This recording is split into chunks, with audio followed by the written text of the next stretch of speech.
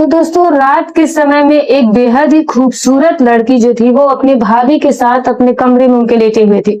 और उस समय जो कमरे में था पूरा बिल्कुल ही अंधेरा था, क्योंकि उस समय लाइट भी कट चुकी थी। अब दोस्तों तभी तक अचानक से दोस्तों जो उस लड़की का बड़ा भाई होता है वो जो है कमरे के अंदर आ चला आता है।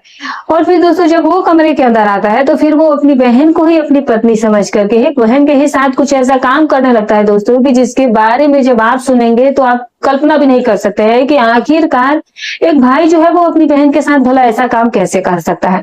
तो दोस्तों कहानी जो है वो बहुत ही रोचक और ज्ञानवर्धक होने वाली है और बहुत बड़ी सीख भी देने वाली है।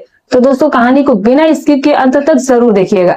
तो लेकिन दोस्तों कहानी की शुरुआत करने से पहले बस आपसे एक ही रिक्वेस्ट है दोस्तों कि अगर आप हमारे चैनल पर नए हैं तो चैनल को सब्सक्राइब कर लीजिएगा।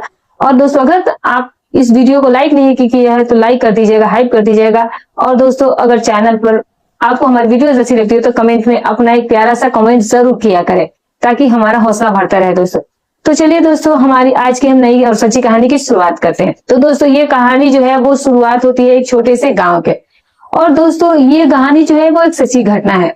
उस शहर में एक शीला नाम की बेहद ही खूबसूरत लड़की जो है वो अपने माता पिता के साथ घर पर आया करती थी।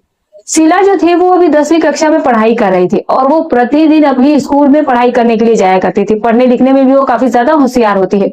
और शीला के ही घर के बगल में एक और भी घर होता है और जिस घर में एक 32-33 साल की बेहद ही खूबसूरत महिला जिसका नाम मधु होता है वो अपने पति के साथ घर पर रहा करती थी। मधु का पति के जो नाम होता है वो शंकर होता है दोस्तों। शंकर जो होता है वो उसी शहर में गन्ने का जूस बेचने का काम किया करता था। और जो दोस्तों मधु होती है वो अपने घर पर रह करके घर का काम करती थी, यानी कि कुल मिलाकर वो एक हाउस वाइफ थी। और वो बहुत ही अच्छी शीला की सहेली बन चुकी थी। जब भी शीला स्कूल से पढ़ाई करके अपने घर आया करती थी तो फिर वो सीधे ही मधु के घर पर चली जाया करती थी। और वहां जाने के बाद दोनों सहेलियां मिलकर के एक दूसरे के साथ खूब हंसी मजाक और बातचीत किया करती थी। और वो दोनों एक दूसरे से कोई भी बात छुपाती भी नहीं थी।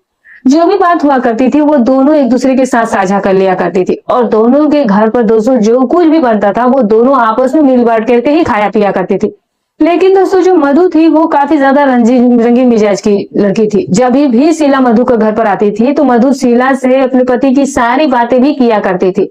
अब दोस्तों जो शीला होती है वो अभी एकदम से नई नवेली लड़की होती है। आज तक वो किसी भी पुरुष के संपर्क में आई नहीं थी और जिसकी वजह से वो मधु की सारी बातों को बहुत ही चाव से सुना करती थी। अब जो कुछ भी मधु अपने पति के बारे में शीला को बताया करती थी, शीला को वो बातें सुन करके बहुत ही मजा आया करता था। और जो शीला होती है वो भी अब वैसा ही काम करना चाहती थी। लेकिन जो मधु थी वो शीला को मना कर दिया करती थी। कहती थी कि अभी तुम बहुत कम उम्र की हो और नादान हो और इसीलिए तुम्हें अभी से ये सारा काम नहीं करना चाहिए। अभी तुम्हारी पढ़ाई लिखाई करने की उम्र है। पहले तुम अच्छे से पढ़ाई लिखाई कर लो, अपने पैरों पर खड़ी हो जाओ और फिर उसके बाद तुम्हें जिंदगी भर तो शादी करके अपने पति के साथ जो करना होगा करना ही होगा। अब जो तुम्हारा पति होगा वो ही तुम्हारी सारी जरूरतों को पूरा किया करेगा और तुम भी उसके साथ मिलकर के अपनी ख्वाहिशों को पूरा कर लिया करना।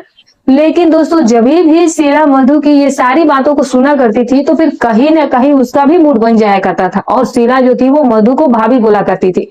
और जो मधु का पति शंकर होता है उसको वो बड़ा भाई माना करती थी। और वो उनके ही घर के अगल बगल के जो भी लोग हुआ करते थे उनको ये बात पता था कि जो मधु और शंकर के शीला के रिश्ते में भाई भाभी लगते हैं। और जिसकी वजह से उन लोगों को भी शीला के उसके घर पर आने जाने से कोई एतराज नहीं था, कोई परहेज नहीं रहा करता था। और शीला का जब भी मन करता था तो फिर वो मधु के घर पर चली जाया करती थी। और वहां जाने के बाद दोनों सहेलियां बैठ करके एक दूसरे से घंटों तक बातें किया करती थी। और फिर दोस्तों एक दिन की बात होती है, जो मधु का पति शंकर होता है वो अचानक से ही बारात के लिए चला जाता है। और फिर जिस मोहल्ले में वो लोग रह रहे थे उसी मोहल्ले का एक लड़की की शादी होती है दोस्तों। और उस शादी में वो लोग शंकर को भी बारात जाने के लिए आमंत्रित कर रखे थे। और फिर जिसके बाद दोस्तों जो शंकर होता है वो अपनी पत्नी मधु को ये सारी बातें कह करके बारात के लिए निकल जाता है। उससे वो बता देता है कि देखो आज रात को मैं घर पर तुम्हारे साथ नहीं रह पाऊंगा क्योंकि तुम तो जानती ही हो और इसीलिए तुम अपने घर की सभी खिड़कियां और दरवाजे को अच्छे से बंद कर लेना और तुम बिल्कुल भी फिक्र मत करना और रात का खाना पीना खाने के बाद सो जाना क्योंकि मैं रात भर वापस तो आऊंगा नहीं। लेकिन दोस्तों जब रात होती है और जो मधु होती है जब रात में अपना खाना पीना खा करके सोने के लिए कमरे में जाती है तो फिर दोस्तों उसको अकेले सोने में डर लगने लगता है क्योंकि वो काफी ज्यादा डरपोक महिला थी। तो फिर वो उसी समय अपनी सहेली शीला के पास फोन करती है और फिर शीला को घर पर आने के लिए बोलती है दोस्तों। अब दोस्तों जिसके बाद जो शीला होती है वो मधु के घर पर चली जाती है। अब वो मधु से कहती है कि अरे भाभी क्या बात होगी, तुम इतनी रात को बुला रही हो, तुम इतनी रात को मुझे अपने घर पर क्यों बुला कर लाई हो। अब दोस्तों तभी मधु जो होती है वो शीला से कहती है कि देखो शीला, बात कुछ ऐसी है कि आज जो ये तुम्हारे भैया है वो घर पर है नहीं, और वो बारात के लिए गए हुए हैं, और मैं घर पर बिल्कुल ही अकेली हूँ, और मुझे अकेले में बहुत ज्यादा डर लगता है, और इसीलिए तुम जो है वो आज रात को मेरे ही घर पर सो जाओ, मेरे ही साथ। और उसके बाद दोस्तों जो शीला होती है वो मधु की बात मान करके उसके साथ उसके ही घर पर सो जाती है। लेकिन दोस्तों जैसे ही अब आधी रात का समय होता है तब तक जो अचानक से लाइट होती है वो चली जाती है, और जिसकी वजह से कमरे में बिल्कुल ही बहुत अंधेरा हो जाता है। और फिर दोस्तों जो शंकर होता है वो भी उस समय घर पर वापस लौट करके आ जाता है, और जब वो घर पर वापस लौट कर आता है तो वो सीधे ही अपनी पत्नी के कमरे में चला जाता है, और उस समय कमरे में बिल्कुल ही अंधेरा था। और दोस्तों वहां जाने के बाद वो कुछ हरकतें करना शुरू कर देता है। उसे नहीं पता था कि जो मधु है वो शीला को भी घर पर बुलाई और अपने ही बेडरूम में, यानी कि दोनों एक ही बेडरूम में लेटी हुई थी। और जो शंकर था वो अचानक से बारात से वापस लौट कर आया था, और उस बारात में ऑर्केस्ट्रा का प्रोग्राम होता है जिसे देख करके वो घर लौट गया था, और अब उसका मन जो था वो काफी ज्यादा मन व्याकुल हो चुका था।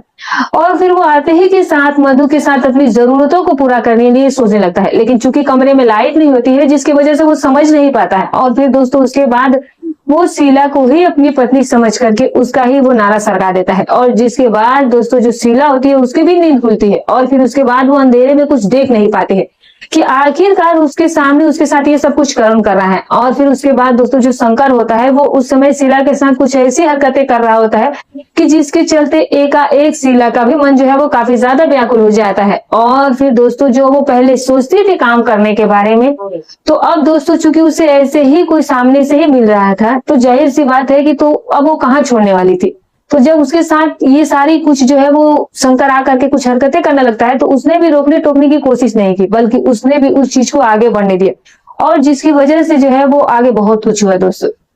अब दोस्तों धीरे धीरे जो है अब उसके सब्र का भी बांध टूट जाता है शीला का, और फिर उससे भी रहा नहीं जाता है, और फिर दोस्तों वो अपना शरीर जो है वो एकदम से ही ढीला छोड़ देती है, और वो बिल्कुल भी विरोध नहीं करती है। और वो इस मौके का फायदा उठा करके जो शंकर होता है वो शीला के साथ अपनी जरूरतों को पूरा करने लगता है।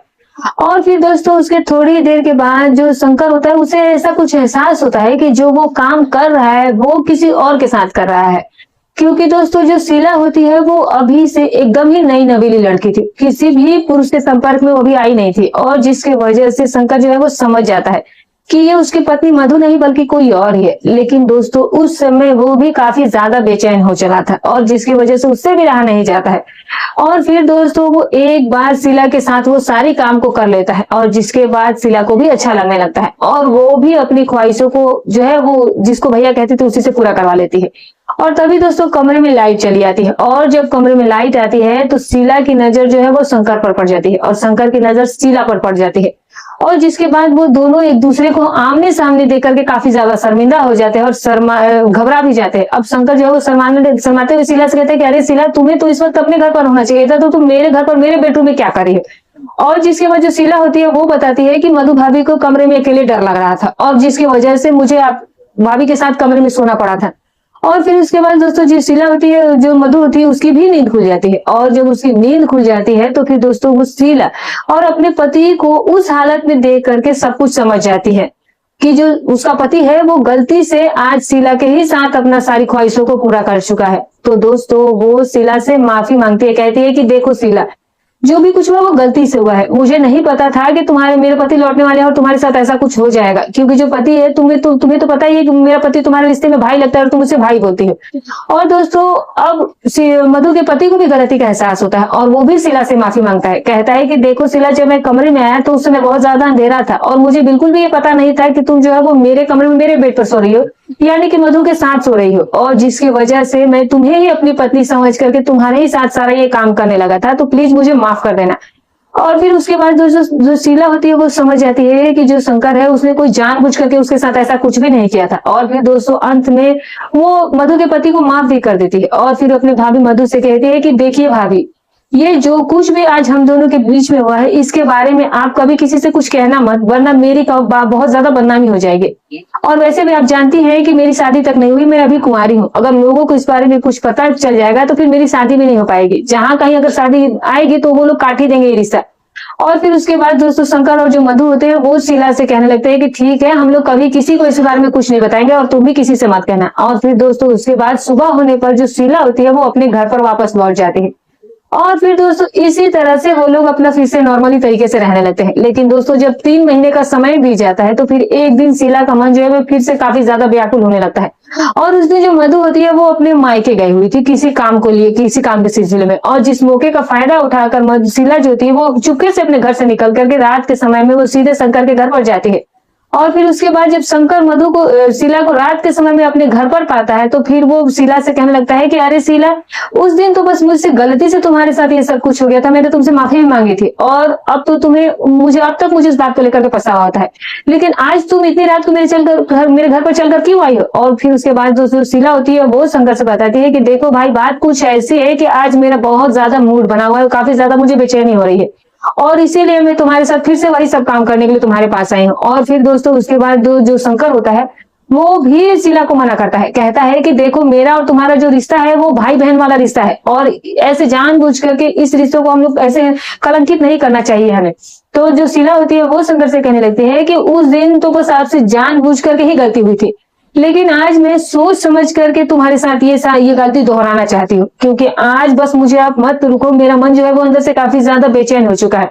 और फिर उसके बाद दोस्तों जो शंकर होता है वो मधुर शीला की ये बात सुन करके समझ जाता है कि आज जो है इसकी बहुत ज्यादा मजबूरी है, और फिर दोस्तों वो शीला की मदद करता है, उसकी सारी जरूरतों को उसके साथ मिलकर के पूरा करता है, और जिसके बाद शीला अपने घर पर लौट कर भी आ जाती है।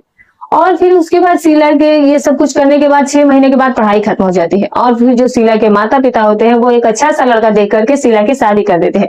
और जो शंकर था वो मधु को लेकर के अब अपने दूसरे गांव चला जाता है। उसके बाद शीला जो है वो अपने पति के साथ अपने नए जीवन की शुरुआत कर चुकी थी, और जो शंकर मधु थे वो अपने अपने गांव पर जाकर के रहने लगे थे।